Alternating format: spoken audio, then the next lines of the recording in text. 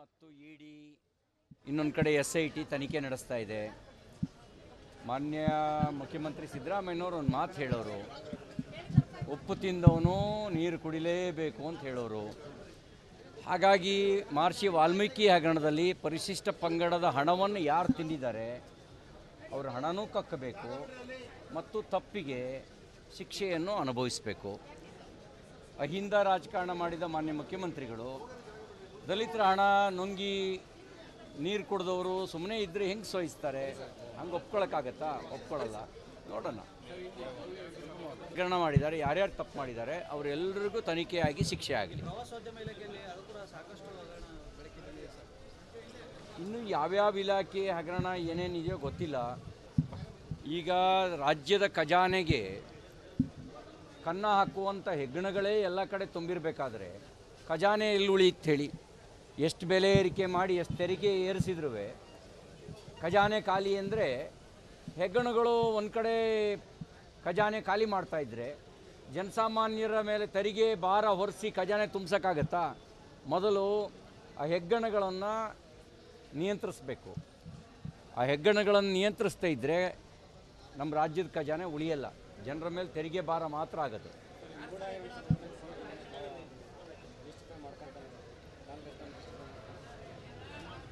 ಈಗ ಅಂಥದೇ ಪ್ರಕರಣ ಬೇರೆಯವರು ಮಾಡಿದರೆ ಮುಖ್ಯಮಂತ್ರಿ ಸಿದ್ದರಾಮಯ್ಯನವರು ಹಿಂಗೇ ಸಮರ್ಥನೆ ಮಾಡ್ತಿದ್ರ?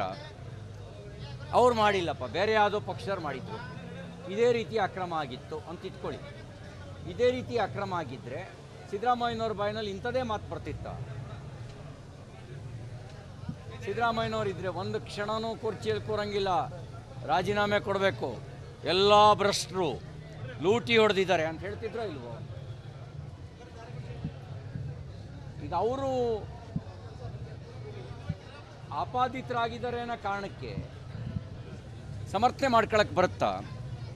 ಸಮರ್ಥನೆ ಮಾಡಿಕೊಳ್ಳೋದ್ರಿಂದ ಅವರ ಸಾರ್ವಜನಿಕ ಬದುಕಿನ ವ್ಯಕ್ತಿತ್ವಕ್ಕೆ ಧಕ್ಕೆ ಆಗುತ್ತೆ ಹೊರತು ಅವ್ರ ಸಮರ್ಥನೆಯನ್ನು ಅವರ ಅಂತರಾತ್ಮನೂ ಒಪ್ಪಲ್ಲ.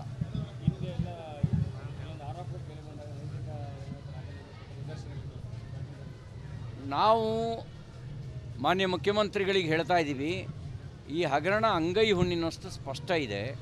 ಅಂಗೈ ಹುಣ್ಣಿನಷ್ಟು ಸ್ಪಷ್ಟವಾಗಿರಬೇಕಾದ್ರೆ ನೀವು ಇದ್ರ ಮೇಲೂ ಸಾಕ್ಷಿ ಕೇಳ್ತಾ ಇದ್ದೀರಿ. ಸಾಕ್ಷಿಯನ್ನು ಕೊಡ್ತೀವಿ ವಿಧಾನಸಭೆಯಲ್ಲಿ, ಸಾಕ್ಷಿ ಸಮೇತ ದಾಖಲೆಗಳನ್ನು ಮುಂದಿಡ್ತೀವಿ. ಆಗಲೂ ನೀವು ರಾಜೀನಾಮೆ ಕೊಡದೇ ಇದ್ದರೆ ಪ್ರಜಾಪ್ರಭುತ್ವದಲ್ಲಿ ಗದ್ದಿಗೆ ಮೇಲೆ ಕೂರಿಸಿರೋರು ಯಾರು? ನಮ್ಮ ರಾಜ್ಯದ ಜನರ ಮುಂದಿಡ್ತವೆ.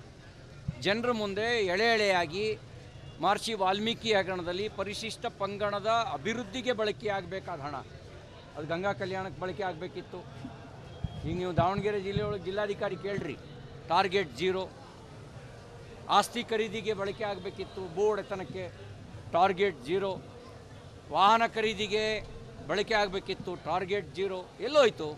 ಅದೆಲ್ಲ ಮಾನ್ಯ ಮುಖ್ಯಮಂತ್ರಿ ಸಿದ್ದರಾಮಯ್ಯನವರ ಪರಮಾಪ್ತರ ಖಾತೆಗೆ, ನಕಲಿ ಖಾತೆಗೆ ಜಮಾ ಆಯಿತು. ಹಾಗೇ ನನಗೊಂದು ಜೀವನದಲ್ಲಿ ಒಂದು ಸೈಟ್ ಬೇಕು ಅಂತ ಕನಸ್ಕೊಂಡು ಸಂಬಳ ಉಳಿಸಿ ನಿವೃತ್ತಿ ವೇತನವೆಲ್ಲ ಗುಡ್ಡೆ ಹಾಕಿ ಮೂಡಾಗಿ ಕಟ್ಟಿದ್ರಲ್ಲ ಸೈಟ್ ಬೇಕು ಅಂತ, ಅವ್ರಿಗೆ ಸೈಟ್ ಇಲ್ಲ.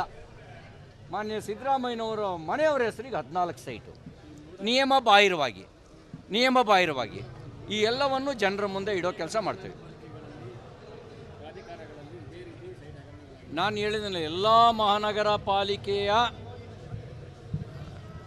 ಸಂಬಂಧಿಸಿದಂತೆ ಸಮಗ್ರ ತನಿಖೆ ನಡೆಸಲಿ, ಆಡಿಟ್ ಮಾಡಿಸ್ಲಿ, ಎಲ್ಲೆಲ್ಲಿ ಯಾವ್ಯಾವ ಕಾಲದಲ್ಲಿ ಯಾರ್ಯಾರು ಲೂಟಿ ಹೊಡೆದಿದ್ದಾರೆ ಅಂತ, ಯಾರು ತಪ್ಪು ಮಾಡಿದ್ರು ಅವ್ರಿಗೆ ಶಿಕ್ಷೆ ಆಗಲಿ. ಅದಕ್ಕೆ ಮುಂಚೆ ಮಾನ್ಯ ಮುಖ್ಯಮಂತ್ರಿ ಸಿದ್ದರಾಮಯ್ಯನವರು ರಾಜೀನಾಮೆ ಕೊಡೋಕ್ಕೆ ಮುಂಚೆ ಬೇಕಿದ್ದರೆ ಇಡೀ ರಾಜ್ಯದ ಎಲ್ಲ ಅಭಿವೃದ್ಧಿ ಪ್ರಾಧಿಕಾರಿಗಳ ತನಿಖೆಗೆ ಒಪ್ಪಿಸ್ತಾ ಇದ್ದೀನಿ ಅಂತ ಹೇಳಿ ಆಮೇಲೆ ರಾಜೀನಾಮೆ ಕೊಡಿ. ಸರ್ಕಾರ ಉರುಳಿಸೋದು ನಮ್ಮ ಕೆಲಸ ಅಲ್ಲ. ಜನರ ವಿಶ್ವಾಸವನ್ನು ಈ ಸರ್ಕಾರ ಕಳ್ಕೊಂಡಿದೆ. ಜನರ ವಿಶ್ವಾಸ ಕಳ್ಕೊಂಡು ಗದ್ದಿಗೆ ಮೇಲೆ ಕುಂತರು ಒಂದೇ, ರಾಜೀನಾಮೆ ಕೊಟ್ಟರು ಅದಕ್ಕಿಂತ ಜಾಸ್ತಿ ಗೌರವ. ಸಿಎಂ ಆರ್ಥಿಕ ಸಲಹೆಗಾರರು ಹೇಳ್ತಿದ್ದಾರೆ ಸರ್, ಅಭಿವೃದ್ಧಿ ಅನುದಾನ ಇಲ್ಲ. ಹಾಂ, ಬಸವರಾಜ ರಾಯರೆಡ್ಡಿ ಅವರು ಹೇಳಿದಾರಲ್ಲ, ಅವರು ಆರ್ಥಿಕ ಸಲಹೆಗಾರರು. ಅವರೇ ಒಪ್ಕೊಂಡಿದ್ದಾರೆ ಅಭಿವೃದ್ಧಿ ಕೆಲಸ ಶೂನ್ಯ, ಯಾವುದೇ ಅಭಿವೃದ್ಧಿ ಕೆಲಸ ಆಗ್ತಾಯಿಲ್ಲ, ಗ್ಯಾರಂಟಿ ಹೊರೆಯನ್ನು ಹೊರಲಿಕ್ಕಾಗ್ತಿಲ್ಲ ನಮಗೆ. ಇದನ್ನು ನನ್ನ ಮಾತಲ್ಲ, ನಾವ್ಯಾಕೆ ನಿಲ್ಲಿಸ್ಬೇಕು? ನಾವು ಕೊಡಬೇಕು, ಬೆಲೆ ಏರಿಕೆ ಮಾಡಬಾರ್ದು, ಸಾಲ ಮಾಡಬಾರ್ದು, ಗ್ಯಾರಂಟಿನೂ ಕೊಡಬೇಕು, ಅಭಿವೃದ್ಧಿ ಕೆಲಸನೂ ಮಾಡಬೇಕು. ಯಾಕೆಂದರೆ ಜನರಿಗೆ ಭರವಸೆ ಕೊಟ್ಟವ್ರು ನೀವು ಕಾಂಗ್ರೆಸ್ನವರು. ಗ್ಯಾರಂಟಿನೂ ಕೊಡಬೇಕು, ಅಭಿವೃದ್ಧಿನೂ ಮಾಡಬೇಕು. ಅಭಿವೃದ್ಧಿ ಯಾಕೆ ಮಾಡಿಲ್ಲ ಅನ್ನೋ ಪ್ರಶ್ನೆ ನಾವು ಮಾಡ್ತೀವಿ. ಪ್ರಶ್ನೆ ಮಾಡೋ ಜಾಗದಲ್ಲಿ ನಮ್ಮನ್ನು ಕೂರಿಸಿದ್ದಾರೆ. ಬೆಲೆ ಏರಿಕೆ ಯಾಕೆ ಮಾಡಿದ್ದೀರಿ ಅಂತ ಪ್ರಶ್ನೆ ಮಾಡ್ತೀವಿ. ಎಲ್ಲದ್ರ ಬೆಲೆಯನ್ನು ಏರಿಕೆ ಮಾಡಿದ್ದಾರೆ, ಅದ್ರ ಬೆಲೆ ಏರಿಕೆಯನ್ನು ಪ್ರಶ್ನೆ ಮಾಡ್ತೀವಿ. ಪ್ರಶ್ನೆ ಮಾಡುವ ಜಾಗದಲ್ಲಿ ನಮ್ಮನ್ನು ಕೂರಿಸಿದ್ದಾರೆ, ನಾವು ಪ್ರಶ್ನೆ ಮಾಡ್ತೀವಿ.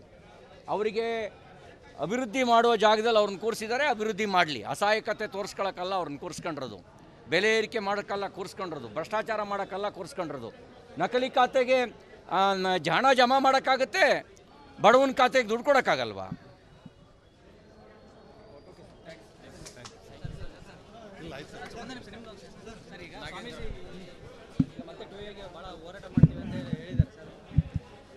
ನೋಡಿ, ಭಾರತೀಯ ಜನತಾ ಪಾರ್ಟಿಯ ಸರ್ಕಾರ ಇದ್ದಾಗ 2A ಬಗ್ಗೆ ಹೋರಾಟವನ್ನು ಮಾಡಿದರು.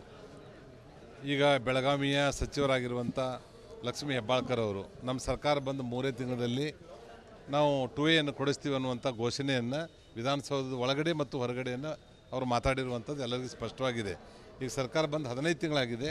ಈಗ ಅದ್ರ ಸಹಿತ 2A ಕೊಡಿಸ್ಕೊಡ್ಬೇಕು ಅನ್ನುವಂಥ ಒತ್ತಾಯವನ್ನು ನಾನು ಮಾಡ್ತೇನೆ. ಈಗಾಗಲೇ 80 ಲಕ್ಷ ಜನ ಈ ಸಮಾಜದವ್ರಿಗೆ ಅಪೇಕ್ಷೆ ಇದೆ 2A ಕೊಡಬೇಕು ಅನ್ನುವಂಥದ್ದನ್ನು. ಸಾಧ್ಯವಾದಷ್ಟು ಬೇಗನೆ ಯಾವ ರೀತಿ BJP ಸರ್ಕಾರದ ಹೋರಾಟವನ್ನು ಮಾಡಿದ್ರಿ, ಈ ಸರ್ಕಾರದಲ್ಲಿ ಸಹಿತ ಹೋರಾಟವನ್ನು ಮಾಡಿ 2A ಅವರು ಮಾಡಿದ್ದೇ ಆದಲ್ಲಿ ನಾವು ಎಲ್ಲ 16,000 ಜನರ ಮುಂದೆ ಅವ್ರು ಏನೇನು ಹೋರಾಟದಲ್ಲಿ ಭಾಗವಹಿಸಿದ್ರು ಅವ್ರ ಸನ್ಮಾನವನ್ನು ಹಮ್ಮಿಕೊಳ್ತೇವೆ. ನೋಡಿ, ಈಗಾಗಲೇ ನಿಮ್ಗೆ ವಿಷಯ ಗೊತ್ತಿದೆ, ನಾಗೇಂದ್ರ ಅರೆಸ್ಟ್ ಆಗಿದ್ದಾರೆ. ಇನ್ನೂ ಸಾಕಷ್ಟು ಮಂದಿ ಶಾಸಕರು, ಜನಪ್ರತಿನಿಧಿಗಳು, ಮುಖ್ಯಮಂತ್ರಿ ಆದಿಯಾಗಿ ಅವ್ರಿಗೆ ತನಿಖೆ ನಡೀತಾ ಇದೆ. ತಪ್ಪಿತಸ್ಥರಿಗೆ 100% ಶಿಕ್ಷೆ ಆಗ್ತಾ ಇದೆ.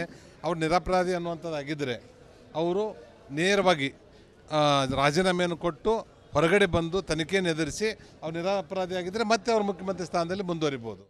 ಈಗಾಗಲೇ ಮೂಡಾದಲ್ಲಿನೂ ಸಹಿತ ಭಾಳ ಸ್ಪಷ್ಟವಾಗಿ ಗೊತ್ತಾಗ್ತಾಯಿದೆ 14 ಸೈಟ್ಗಳನ್ನು ಅವ್ರು ತೆಗೆದುಕೊಂಡಿರುವಂಥದ್ದು.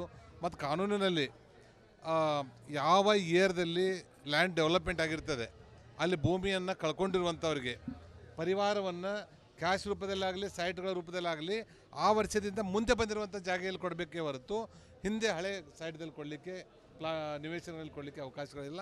ಅವರು ಪೂರ್ತಿ 100% ತಪ್ಪಿತಸ್ಥರಾಗಿದ್ದಾರೆ. ಅವರು ಭಾಳ ಕರೆಕ್ಟಾಗಿ ಇದೀವಿ ಅನ್ನುವಂಥದ್ದಿದ್ದರೆ ಅವ್ರು CBI ಅದನ್ನು ಕೊಟ್ಟು ತನಿಖೆಯನ್ನು ಎದುರಿಸಬೇಕು. ಇಲ್ಲ, ತನಿಖೆ ಯಾರದೇ ಇರಲಿ, ಅವ್ರು ಮನವಿಯನ್ನು ಕೊಟ್ಟಿದ್ದಾರೆ. ನಮ್ಮ ಸರ್ಕಾರದಲ್ಲಿ ಇದ್ದಂಥವ್ರಾಗಲಿ ಯಾವುದೇ ಸರ್ಕಾರದ ಅಧಿಕಾರಿಗಳಾಗಿರಲಿ ಅವ್ರ ಮೇಲೆ ತಪ್ಪಿತಸ್ಥರಿಗೆ ಕ್ರಮ ಆಗಬೇಕು.